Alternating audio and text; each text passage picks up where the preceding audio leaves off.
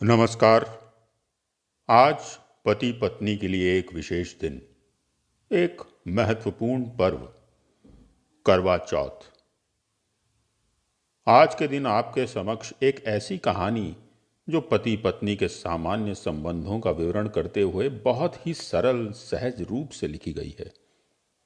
अपने समय के दिग्गज कथाकारों में से एक श्री कृष्णचंद्र द्वारा लिखित पत्नी प्रेम। मान्यवर संपादक जी, क्षमा चाहता हूं कि इस बार आपके दीपावली अंक के लिए लेख ना भेज सका। बात यह हुई कि जब पहली बार आपका पत्र आया जिसमें आपने लिखा था कि इस वर्ष आपने अपने कुछ पुराने लिखने वालों को एक ही विषय पर लेख लिखने के लिए राजी किया है, और वह विषय है पत्नी अपने पति की दृष्टि में, और तस्वीर भी मांगी थी, तब मुझे सहसा हंसी आ गई थी। संयोग से मेरी पत्नी भी उस समय मेरी कुर्सी के पीछे खड़ी मेरे पत्रों की निगरानी कर रही थी। क्योंकि मुझे डाक से प्रायः लड़कियों के पत्र आते रहते हैं, इसलिए पत्नी द्वारा पत्रों की देखभाल से मेरे लिए जान बचानी मुश्किल हो जाती है। खैर, वह एक अलग विषय है, उस पर कभी अवकाश मिलने पर बात होगी। इस समय तो मैं आपको ये बता रहा था कि आपका पत्र पढ़कर मुझे सहसा हंसी आ गई। तब मेरी पत्नी ने पूछा, क्यों हंसे? मैंने कहा, यह एक संपादक महाशय हैं जो पत्नी पर पति को दृष्टि से एक लेख मांगते हैं और तस्वीर भी चाहते हैं। किसकी पत्नी पर किसके पति की दृष्टि से लेख मांगते हैं? उसने तुरंत पूछा। मैंने कहा, यदि किसी दूसरे की पत्नी पर लेख मांगा होता जब तो तुम तुरंत लिखते थे। वह बीच ही में बात काट कर बोली, जरा ठहरो, मुन्ना रो रहा है, मैं उसको 2 तमाचे लगाकर अभी आकर तुमसे बात करती हूं। जब वह वापस आई तो मैंने कुर्सी जरा परे सरका ली। वह बोली, हाँ अब बताओ। मैंने कहा, वास्तव में मुझे तुम पर एक लेख लिखना है, अपने दृष्टिकोण से। इसीलिए मैं हंस रहा था कि ये भले मानस संपादक इतना भी नहीं जानते कि विवाह के बाद पति का दृष्टिकोण भी वही होता है जो पत्नी का होता है। फिर वह बेचारा जो कुछ भी देखता है, अनुभव करता है, बात करता है, आता है, जाता है, खाता है, पीता है, चलता है, बैठ जाता है, बैठ कर फिर चलने लगता है, वह सब कुछ उसकी पत्नी के दृष्टिकोण से होता है। अलबत्ता विवाह के पहले पति का एक दृष्टिकोण होता है, लेकिन विवाह के बाद प्रायः समाप्त हो जाता है। केवल दृष्टिकोण रह जाता है। कुछ समय के बाद दृष्टि भी चली जाती है और केवल कोण ही कोण रह जाता है। मेरी पत्नी ने बड़ी गंभीरता से पूछा, क्या यह संपादक महोदय कुंवारे हैं? मैंने आश्चर्य से पूछा, तुमने कैसे जाना? उसने मेरे प्रश्न का उत्तर न दिया। बोली, शक्ल सूरत कैसी है? देखने में तो अच्छा है, लेकिन कमाता क्या है? वह मेरी बात अनसुनी करके बोली, 300 रुपये मिलते हैं। तो बहुत हुए। तुमने तो किसी महीने मुझे 250 रुपये भी ला कर नहीं दिए। तुम अपनी लड़की के विवाह की बात उससे क्यों नहीं करते? भली मानस, मैंने चकित होकर कहा, वह लेख मांग रहा है, मैं उसे अपनी लड़की दे दूं? इस तरह से तो वह साल में 3-3 बार विशेषांक निकाल लेगा। मजाक मत करो, वह गुस्से से बोली। घर में जवान जहान लड़की कुंवारी बैठी है और तुम्हें उसकी सुध नहीं। जब देखो बेकार कलम चलाया करते हो। मेरे तो भाग्य ही फूट गए हैं। और वह अपने आंसू पोंछते हुए मेरे कमरे से बाहर चली गई। 2-3 दिन तक मेरा मूड भी बिगड़ा रहा। कई बार आपका लेख लिखने को बैठा पर कलम चली ही नहीं। चौथे दिन आपकी सहायक संपादिका मुझसे लेख मांगने आ गई। मेरी समझ में ये बात नहीं आती कि जब आप एक नौजवान और सुंदर लड़की को सहायक संपादिका रखते हैं तो उसे विवाहित लेखकों के घर क्यों भेजते हैं, और लिपस्टिक पाउडर आदि से सुसज्जित करके क्यों भेजते हैं? आपकी असिस्टेंट ने गहरे ऊदे रंग की कंजीवरम की बढ़िया साड़ी पहन रखी थी। हाथ में शांति निकेतन का चमड़े का बैग था। कानों में पुखराज के बुंदे थे। आप उसको वेतन क्या देते हैं? मैंने लेख तो लिखा नहीं था, इसलिए वह काफ़ी समय तक मेरे पास बैठी रही और मैं बहुत देर तक उसका हाथ अपने हाथ में लेकर उसके भाग्य की लकीरें देखता रहा।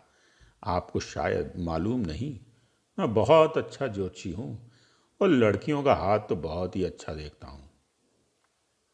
काफ़ी देर बैठकर वह चली गई। इस बीच में मेरी पत्नी ने पर्दे के पीछे से 3-4 बार झांक भी लिया था। जब वह चली गई तो उसने पूछा, ये कौन थी? क्या थी? किस लिए आई थी?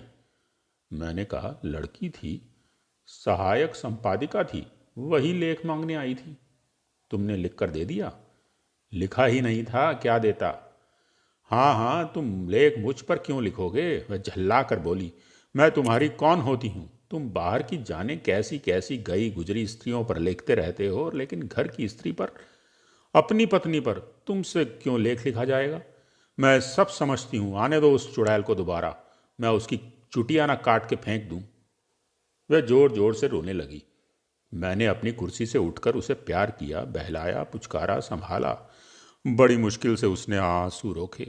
उन्हें पहुँचती पहुँचते बोली, तुम मुझसे प्यार करते हो ना? संसार में सबसे ज्यादा। मुझ पर लेख लिखोगे ना? अवश्य, अच्छा सा लेख, बहुत बढ़िया लिखूंगा। अब वह आंसुओं के बीच मुस्कुरा दी। उसकी आंखें खुशी से चमकने लगी। बोली, मेरा एक चित्र भी भिजवा देना। चित्र? क्यों? वह एकदम भड़क कर बोली, उन्होंने मांगा है, क्या मैं तुम्हें अच्छी नहीं लगती हूँ? अरे बहुत अच्छी लगती हो डार्लिंग। तो फिर? अच्छा, चित्र भी छप जाएगा, मैंने धीरे से कहा। तो चित्र खिंचवाने कब चलोगे? आज ही चलूंगा।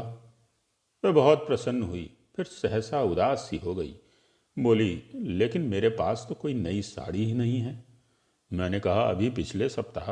वह बोली, वह तो पिछले सप्ताह की थी, नई तो नहीं है। बेशक नई तो नहीं है, मैंने स्वीकार किया। वह बोली, मैं नई साड़ी में ही चित्र खिंचवाऊंगी।